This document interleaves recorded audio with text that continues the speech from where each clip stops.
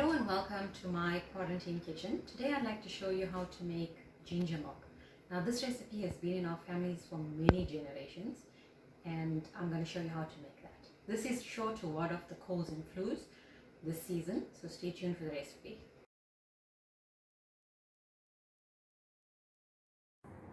So the ingredients for the ginger milk will be whole ginger. We've got fresh cream milk, honey to taste, or if you don't have honey, that's fine. You can add some sugar and some turmeric powder.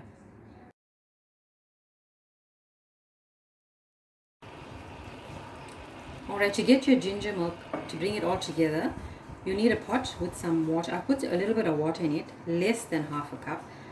So once it boils, you're going to add the ginger. You can add chopped ginger and grated ginger. Now the reason for the water being in here is because when you add the ginger directly to the milk, it will curdle. I've experienced that before and I'm not gonna try that again. Okay, so once that the flavor will come out of the ginger into the water, you're gonna add a cup of milk,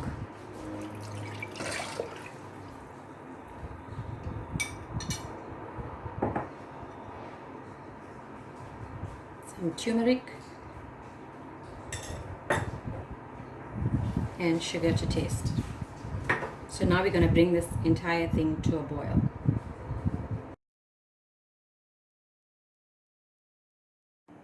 And there you have it, a lovely hot cup of ginger milk that's going to chase away all the colds and flus this winter. Enjoy.